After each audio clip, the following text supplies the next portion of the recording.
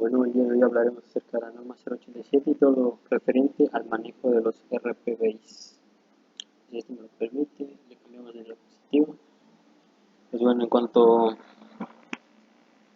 a qué es un residuo peligroso, de acuerdo a la Ley General de Equilibrio Ecológico y de Protección Ambiental, un RPBI es cualquier sustancia corrosiva, reactiva, explosiva, tóxica, inflamable y biológica infecciosa. Todas estas normas y reglamentos deben ir acorde a la Secretaría de Medio Ambiente y Recursos Naturales. En cuanto al manejo de los RPBIs, básicamente esta norma consiste en especificar cada uno de los pasos del manejo de RPBIs. Uno de esos es la separación, le sigue el envasado, el almacenamiento, la recolección, transporte, tratamiento y disposición final. Todo esto de acuerdo con el Diario Oficial de la Federación de 1995. El objetivo y el campo de aplicación. Lo que tiene esta norma, básicamente, la información más relevante es la clasificación correcta de todos esos residuos peligrosos biológico-infecciosos. Es de observancia obligatoria para todos los centros que generen RPBIs y para todos los prestadores de servicio a terceros de los mismos. En cuanto a las definiciones, no utilicé todas las definiciones porque consideraba que la mayoría eran fáciles de entender, inclusive se utilizaban dentro de la vida cotidiana, ¿no? Utilicé los que son específicos para esta norma. Por ejemplo, carga útil. Carga útil no es más que la carga que tiene un vehículo sin contar el vehículo. Esto se obtiene mediante la sustracción del peso vehicular menos el peso bruto vehicular. El centro de acopio básicamente es la zona en donde se almacena de forma temporal todos los RPBIs. Los establecimientos generadores, que pueden ser del ámbito sociales, públicos, privados, pueden ser móviles o ambulatorios. Estos pueden provenir ya sea de centros de servicio de salud o inclusive de bioterios. Se consideran las definiciones de la Ley General del Equilibrio Ecológico, la Ley General de Salud, para cada una de esas definiciones. El prestador de servicio es aquel que participa en los últimos pasos en el manejo de los RPBIs. Estos son la recolección, el transporte, el tratamiento y la disposición final de los RPBIs. ¿En qué consiste el tratamiento? Es cualquier método físico o químico que elimina todos esos agentes o entidades infecciosas que hace que el RPBI sea totalmente irreconocible. ¿Cómo se clasifican los RPBIs? Esto es lo esencial. Hay que saber que los RPBIs se clasifican en 3, 4, en 5 RPBIs diferentes. Los primeros son la sangre. La sangre, en su estado líquido, cualquiera de sus componentes o sus derivados no comerciales, pertenecen al primer grupo de los RPBIs. El segundo grupo son los cultivos y cepas de agentes biológicos infecciosos. Estos que pueden ser generados a partir de centros de investigación, de centros de diagnóstico, inclusive pueden ser producidos. También pertenecen a este grupo todos los utensilios que se utilizan para el manejo de estos agentes infecciosos, ya sea para la transferencia, la inoculación de, por ejemplo, los medios de cultivo y para la preparación de las mezclas. Los patológicos, que son básicamente tejidos y órganos que no están conservados en formol. Pueden ser inclusive muestras biológicas que son utilizadas para el análisis químico, para el análisis microbiológico y para el análisis histológico. En este grupo no pertenecen ni las orinas ni las heces. Otros patológicos son, por ejemplo, los cadáveres y sus partes que están inoculados con enteropatógenos. Los residuos no anatómicos, estos pueden ser recipientes desechables, sangre líquida, puede ser cualquier otro material de curación que se encuentre empapado, que rebose, que estén saturados o que estén goteando sangre.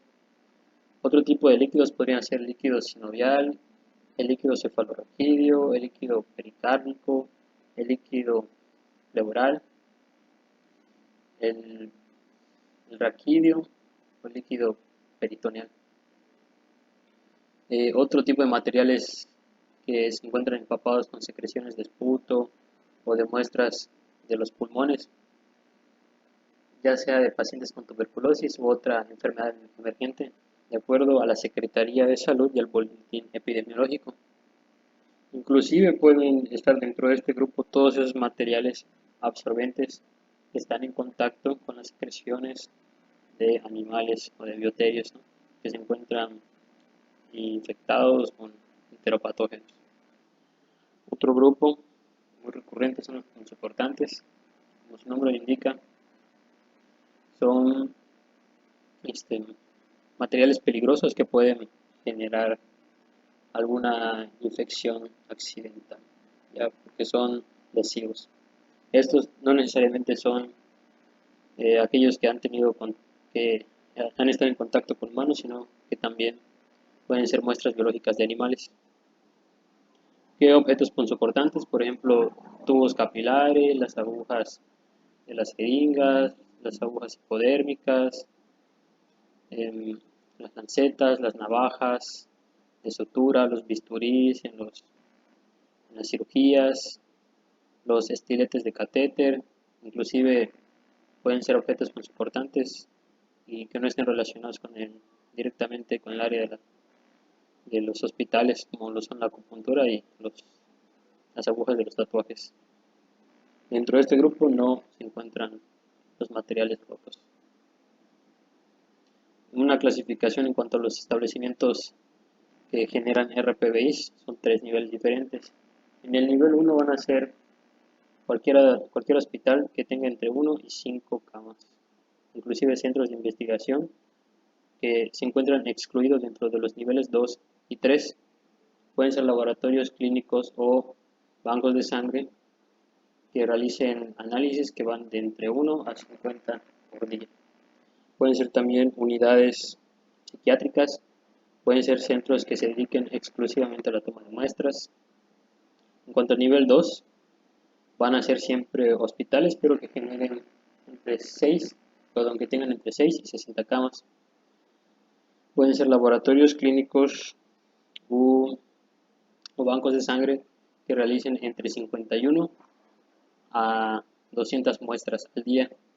Inclusive puede ser bioterios destinados a la investigación de agentes infecciosos, inclusive establecimientos que generan entre 25 y 100 kilos de RPBI por mes. En el nivel 3 estarán aquellos hospitales que tengan más de 60 camas. Pueden estar laboratorios clínicos o bancos de sangre que procesen más de 200 muestras por día. Inclusive están centros de investigación o que producen agentes biológico-infecciosos, y estarán de igual forma establecimientos que generen más de 100 kilos de RPBI por mes. En cuanto al manejo de los RPBI, ya se los había mencionado en la introducción, es sencillo, es la separación o identificación. Le sigue el envasado, del envasado está el almacenamiento, llega un prestador de servicio externo que recolecta, transporta, da un tratamiento y una disposición final a los RPBIs. ¿Cómo se identifican y cómo se envasan los RPBIs? Esto es muy sencillo. Lo único que hay que saber es que los patológicos van en unos recipientes de color amarillo y el resto van en recipientes de color rojo.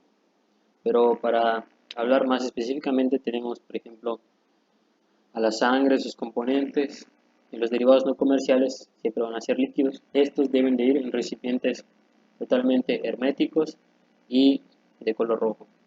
Los cultivos y cepas de agentes infecciosos, estos se consideran como sólidos y se envasan en bolsas de polietileno de color rojo.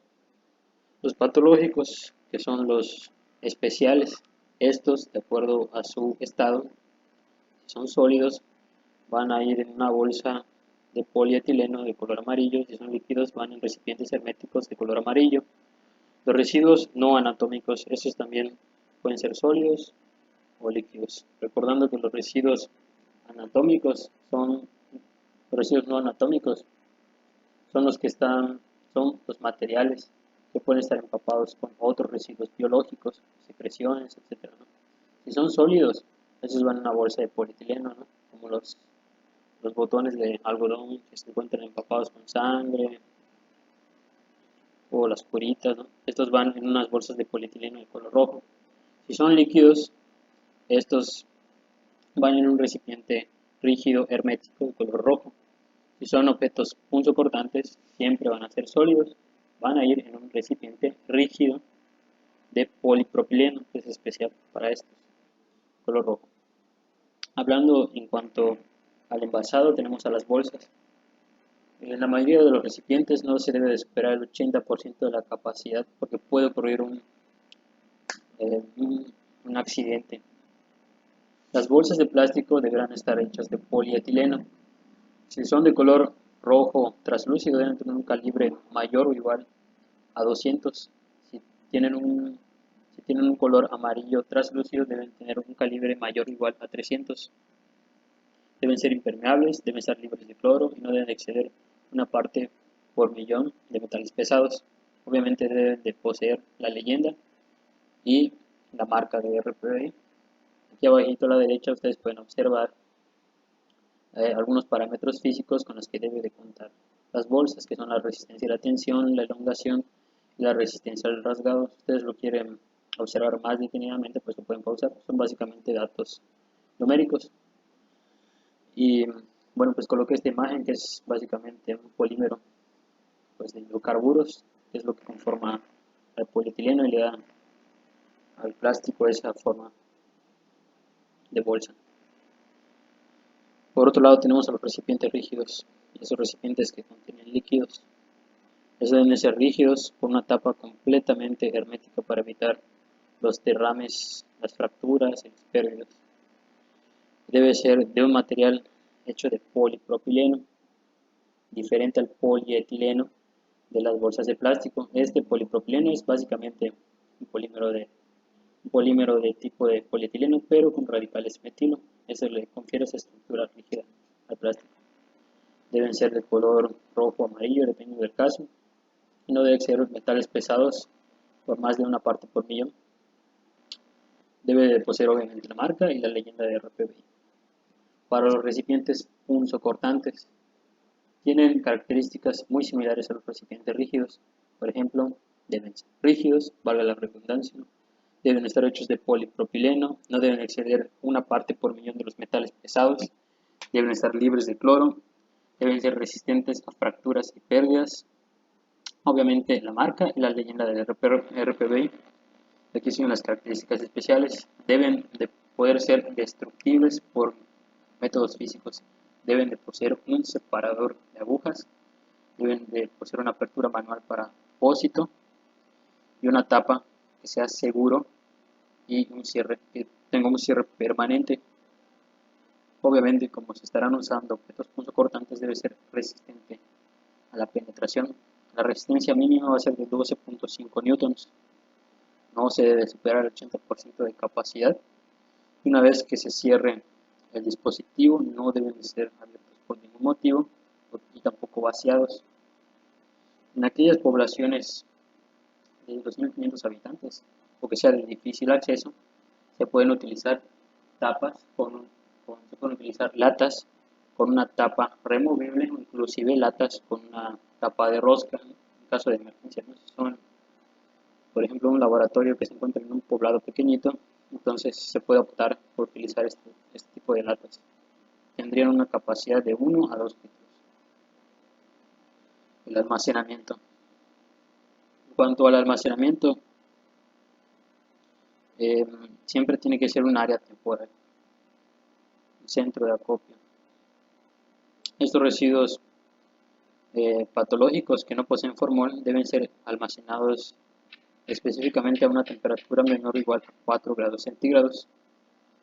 Esto debe estar completamente separado de la mayoría de las partes que conforman, por ejemplo, un hospital, separado de los pacientes, separado de los medicamentos, separado de las áreas de recreación, que serían los comedores, los sitios de reunión, separados de cocinas, talleres y lavanderías.